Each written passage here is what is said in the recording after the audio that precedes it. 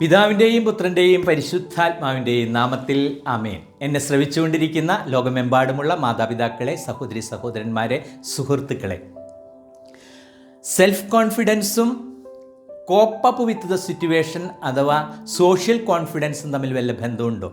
Self കോൺഫിഡൻസിൻ്റെ വളർച്ചയ്ക്ക് social confidence അല്ലെങ്കിൽ സാഹചര്യങ്ങളുമായിട്ട് ബന്ധപ്പെടേണ്ടത് ആവശ്യമാണോ?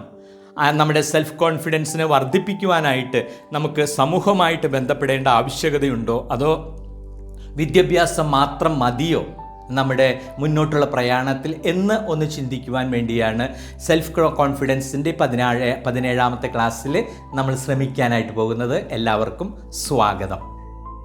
നമുക്കറിയാം, നമ്മൾ ജനിച്ചു വീഴുന്നത് സമൂഹത്തിൻ്റെ ചെറിയ പതിപ്പായ കുടുംബത്തിലാണ്.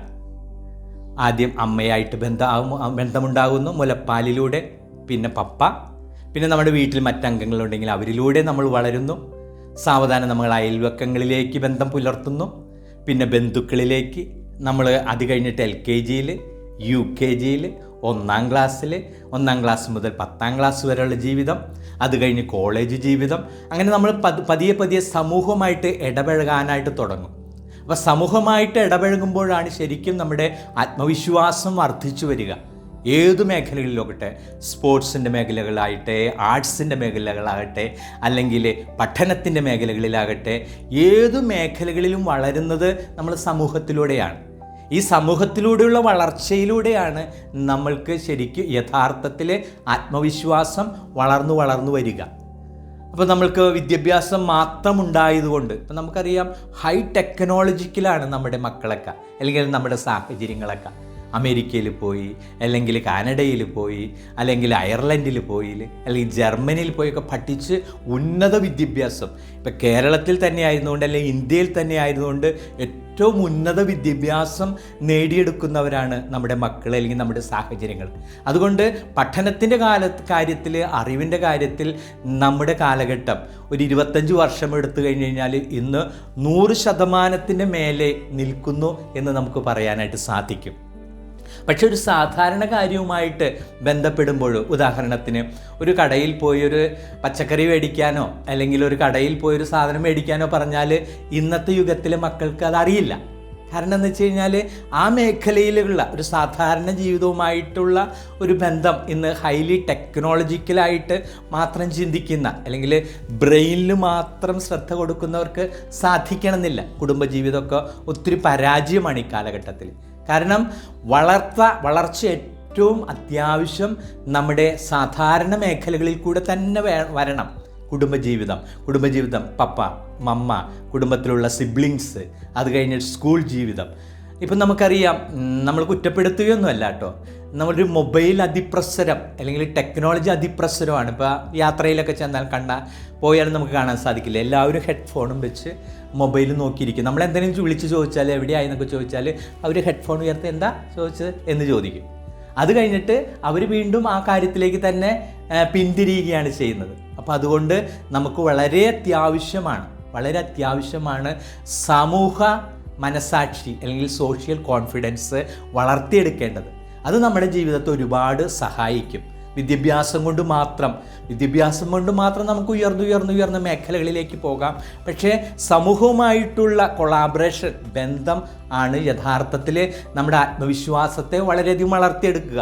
ഇപ്പോൾ തൊഴിൽ മേഖല, നല്ല ഭവനം, അതുപോലെ അങ്ങനെ വലിയ ചിന്തകളായിട്ട് നടക്കുമ്പോൾ, സമൂഹമായിട്ട് ബന്ധപ്പെട്ടുള്ള കാര്യത്തിൽ വരുമ്പോൾ നമ്മളുടെ ആത്മവിശ്വാസം അത് വളരെ താഴെയാണെങ്കിൽ അതിൻ്റെ പ്രാധാന്യത്തെക്കുറിച്ചാണ് ഇന്ന് ഈ ക്ലാസ്സിലൂടെ നമ്മൾക്ക് ചർച്ച ചെയ്യേണ്ടത്.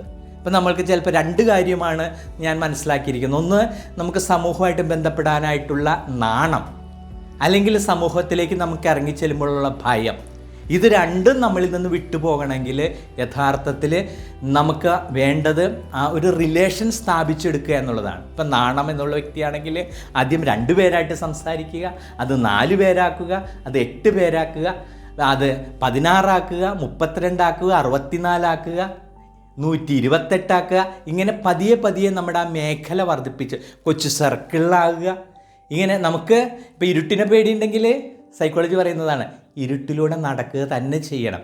നമുക്ക് ഏതു മേഖലയിലാണോ നമ്മൾക്ക് തളർച്ചയുള്ളത്, ആത്മവിശ്വാസക്കുറവുള്ളത്, ആ മേഖലയിൽ നമ്മൾ കൂടുതലായിട്ട് പ്രവർത്തിക്കാനായിട്ട് നമ്മൾ തയ്യാറാണ്. ഭയമുണ്ടോ? ഭയമുണ്ടെങ്കിൽ തീർച്ചയായിട്ടും ഭയത്തെ അവഗണിക്കാനായിട്ട്, ഭയത്തെ അതിജീവിക്കുവാനായിട്ടുള്ള പ്രവർത്തനങ്ങൾ നമ്മൾ നടത്തണം.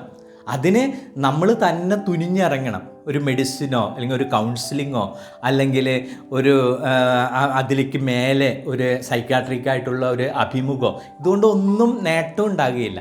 നേട്ടം ഉണ്ടാകത്തിന് കാരണം എന്ന് വെച്ച് കഴിഞ്ഞാൽ എനിക്ക് ഭയമുള്ളത് എൻ്റെ സാഹചര്യങ്ങളുമായിട്ട് ഒത്തുപോകാനാണ്. അപ്പോൾ കൊച്ചു മേഖലകളിലൂടെ, കുടുംബത്തിലൂടെ, സഹോദരങ്ങളിലൂടെ, സുഹൃത്തുക്കളിലൂടെ, അയൽവക്കക്കാരിലൂടെ, സ്കൂൾ ബന്ധങ്ങളിലൂടെ, കോവർക്കേഴ്സിലൂടെ, അങ്ങനെ നമ്മൾ ബന്ധപ്പെട്ട് വരുമ്പോൾ നമുക്കൊരു ആത്മവിശ്വാസം ലഭിക്കും. ഭയം ഇത്രയേ ഉണ്ടായുള്ളൂ. ഇത് നമ്മളുടെ ഉള്ളിൽ നടക്കേണ്ട ഒരു സംഗതിയാണ്. എല്ലാവർക്കും നമ്മളെ സഹായിക്കാനായിട്ട് സാധിക്കും. പക്ഷേ മുൻകൈ എടുക്കേണ്ടത്, ഇനീഷ്യേറ്റീവ് എടുക്കേണ്ടത് നമ്മൾ തന്നെയാണ്. അപ്പം അതുകൊണ്ട് സോഷ്യൽ കോൺഫിഡൻസ് അല്ലെങ്കിൽ സാഹചര്യങ്ങളുമായിട്ട് ബന്ധപ്പെടുന്നതും ആത്മവിശ്വാസവുമായിട്ട് വളരെയധികം ബന്ധപ്പെട്ടിരിക്കുന്നതുകൊണ്ട് നമ്മുടെ അനുദിന ജീവിതത്തിൽ സോഷ്യൽ കോൺഫിഡൻസ് വളരത്തക്ക രീതിയിൽ സമൂഹവുമായിട്ട് ബന്ധപ്പെട്ടുള്ള മുന്നോട്ടുള്ള പ്രയാണത്തിൽ നമുക്ക് പരമാവധി ശ്രമിക്കണം. അതിന് ഇന്നത്തെ യുവാക്കൾ, പുതിയ തലമുറയ്ക്കൊക്കെ രൂപം കൊടുക്കാനായിട്ട് പോകുന്നവരൊക്കെ പരമാവധി മക്കളെ സോഷ്യലൈസ്ഡ് ആയിട്ട് വളർത്തിക്കൊണ്ടുവരാനായിട്ട് ശ്രമിക്കണം. വിദ്യാഭ്യാസം ഏറ്റവും നല്ലതാണ്. ഉയർന്ന മേഖലകളിൽ മക്കളെ എത്തിക്കുന്നത് വളരെ നല്ലതാണ്. ഒപ്പം സമൂഹവുമായിട്ട് ബന്ധപ്പെട്ട് വരുമ്പോഴാണ് അവരുടെ ആത്മവിശ്വാസം ഏത് സാഹചര്യങ്ങളിലേക്കും ഏത് മേഖലകളിലേക്കും ഏതു സമയത്ത് എത്തിച്ചേരാനായിട്ട് സാധിക്കുന്ന ഒരവസ്ഥയിലേക്ക് എത്തിച്ചേരാനായിട്ട്, നമ്മുടെ മക്കളെ സഹായിക്കാനായിട്ട്, നമ്മുടെ യുവതലമുറയെ സഹായിക്കുവാനായിട്ട് കുടുംബങ്ങളിലൂടെ, സ്കൂളുകളിലൂടെ, ദേവാലയങ്ങളിലൂടെ, അതുപോലെ സാഹചര്യങ്ങളിലൂടെ, എൻവയൺമെൻറ്റിലൂടെയൊക്കെ നമുക്ക് പരമാവധി ശ്രമിക്കാം. എല്ലാം വളരുന്നതോടൊപ്പം സമൂഹമായിട്ടുള്ള ആ പ്രതിബദ്ധതയിലൂടെ സ്വന്തം മനസ്സാക്ഷിയെ ഉയർത്തിയെടുക്കുവാനായിട്ട് എല്ലാ മേഖലകളിലും ഒരുപോലെ പ്രവർത്തിക്കാനായിട്ട് നമുക്കും നമ്മുടെ മക്കൾക്കും സാധിക്കാനായിട്ട് എൻ്റെ ഈ ക്ലാസ് അനുഗ്രഹമാകട്ടെ എന്ന് പ്രാർത്ഥിക്കുന്നു. മറ്റൊരു വിഷയവുമായിട്ട് അടുത്തൊരു സമയത്ത് സന്ധിക്കുമെന്ന് വരെ സർവശക്തനായ ദൈവം, പിതാവും പുത്രനും പരിശുദ്ധാത്മാവും നിങ്ങളെ സമൃദ്ധമായി അനുഗ്രഹിക്കട്ടെ. ആമേൻ.